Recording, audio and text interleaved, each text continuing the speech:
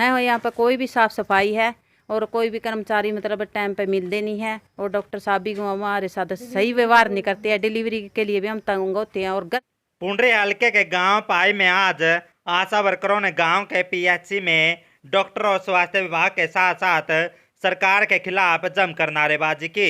आशा वर्करों का कहना है कि गांव पाई 40,000 की आबादी वाला गांव है, लेकिन पीएचसी में कोई भी सुविधा नहीं, ना कोई सफाई और ना ही पीने के पानी की कोई सुविधा। जब कोई डिलीवरी का केस होता है तो घर से ही साथ में पीने का पानी लेकर आना पड़ता है। रात के समय भी आशा वर्करों को काफ़ी समस्याओं का सामना करना पड़ता है, क्योंकि पीएचसी में रात के समय कोई भी गार्ड की ड्यूटी नहीं लगाई गई। जब कोई डिलीवरी का केस होता है, जब वहां पर किसी फार्म पर साइन करवाना होता है तो डॉक्टर भी मना कर देते हैं। कल इसको लेकर आशा वर्करों की गांव पाई की पंचायत के साथ भी एक मीटिंग है, जिसमें आशा वर्कर गांव का पाई में पीएचसी की जो समस्या है वो पंचायत के सामने रखेंगे।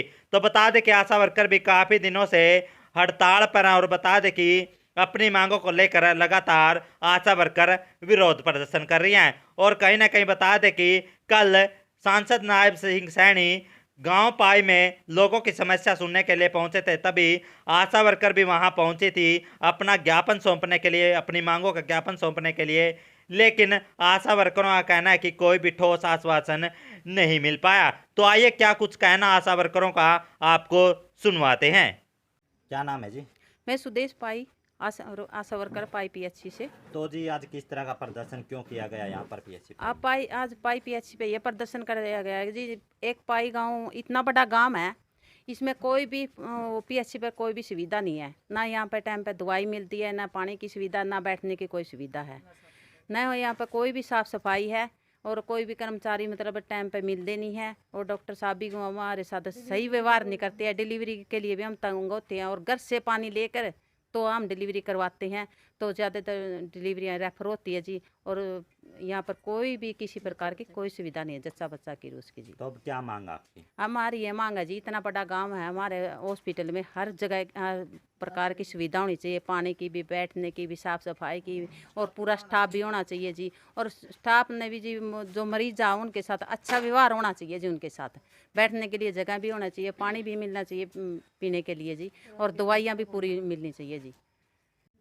क्या नाम है जी? मेरा नाम अनीता जी, मैं पाई पीएचसी पे से आशा वर्कर हूँ सर। तो जी किस तरह का प्रदर्शन आज गांव पाई के अंदर किया गया आपके द्वारा? सर हम 8 अगस्त से हड़ताल पे बैठे हुए थे। पहले हमारी हड़ताल 3 दिन के लिए चली थी, लेकिन सरकार ने हमारी कोई सुनवाई नहीं की। उसके बाद हमारी हड़ताल 11 अगस्त तक रखी गई है, सितंबर तक रखी गई है। आगे अगर सरकार इसके बारे में कोई कार्रवाई या हमारी कोई सुनवाई नहीं होगी तो ये हड़ताल आगे भी चलेगी। हमारा संघर्ष है, जब तक सरकार के साथ हमारा समझौता सही ढंग से नहीं लागू होता तब तक हम हड़ताल पे चलते रहेंगे, संघर्ष करते रहेंगे। आज हमारी यूनियन के जो बड़े पद अधिकारी बड़े हैं, उन्होंने फैसले लिया था कि आप अपने पीएचसी पे जाओ। अपने पीएचसी पे जैसे कि हमारे मेल वर्कर हैं, एएनएम हैं, एचआई सर हैं, भी उनसे बात करो, हमारा समर्थन दें, हमारे साथ हमारी यूनियन का समर्थन दें। हम जो भी मतलब हमारी दिक्कतें हैं या हमारी जो परेशानी है वो हमारी परेशानी का साथ समाधान करे। हमारे साथ जो मतलब बदतर से बदतर सरकार व्यवहार करती चली जा रही है। वो तो कहती है सरकार बेटी बचाओ बेटी पढ़ाओ, लेकिन बेटी बचाओ या बेटी पढ़ाओ के प्रति इसका कोई भी रुख अच्छा नहीं है।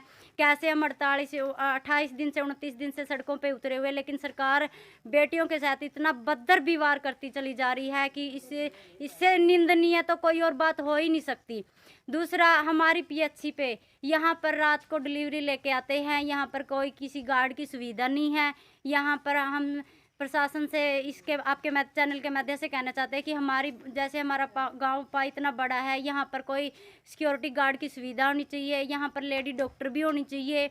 यहाँ पर जो डॉक्टर बैठा है वो तो एक नाम मात्र ही है, उसको तो मतलब कुछ नहीं कह सकते हम कि ये किस काम ही का नहीं है। मतलब कहने का तो ये किसी चीज़ के लिए चले जाए, वो किसी चीज़ पे फार्म पे या किसी चीज़ के वो साइन नहीं करने के लिए तैयार है। पीएचसी में दवाई तक नहीं देने के लिए तैयार है। आयरन सुक्रोज के टीके के लिए गर्भवती महिला यहाँ वहाँ भटकती रहती हैं। आयरन की दवाई नहीं है, कैल्शियम की दवाई नहीं है। पीएचसी का बुरा हाल उठा पड़ा है। इससे और बदतर क्या होगा? प्रशासन कहता है कि आशा वर्कर गर्भवती महिलाओं की केयर नहीं करती। अरे जब उनको देने के लिए तुम्हारी पीएचसी पे दवाई नहीं है, जीएच पे से कुछ दवाई नहीं मिल रही, तो आशा कहाँ से देगी इसको? बाद में कहते हैं इसके खून की कमी कैसे होगी, उसकी जिम्मेवार आशा है। आशा की ड्यूटी गर्भवती महिला होने के बाद ही आशा की ड्यूटी लग जाती है। जब तक उसका बच्चा 16 साल तक का नहीं होता, आशा के उसके घर फील्ड में जाना पड़ता है, बार बार उसे केयर करना पड़ता है, टिक्के के लिए कहना पड़ता है, उसकी मतलब पूरी केयर करनी पड़ती है। अगर बच्चा को बाई चांस कुछ हो जाए तो कहती है, प्रशासन कहता है कि आशा तूने ये क्या कर दिया। मतलब आशा को सबसे ऊपर रख दिया जाता है उस चीज़ के लिए कि आशा ने ये कर दिया, आशा ने ये कर दिया। अरे आशा तो एक रीढ़ मतलब नीचे वाला कर्मचारी है, जो उसे दिया गया है, जो उसे समझाया गया है उसके थ्रू। लेकिन दवाई देने का काम या कोई मतलब डॉक्टरी चिकित्सा का काम है, वो तो यहाँ पे जो डॉक्टर बैठे हैं उनका काम है, आशा का नहीं। आशा सिर्फ उन्हें मोटिवेट कर सकती है, उनको जो दवाई दी जाती है वो दे सकती है। आशा उन्हें पीएचसी तक लेके आ सकती है, जीएस तक ले जा तो कल सांसद नायब सैनी जी भी आए थे यहाँ पर, हाँ तो आप जी। उनसे मिले थे रात के समय? मिले थे सर हम। तो क्या आश्वासन दिया उनके द्वारा?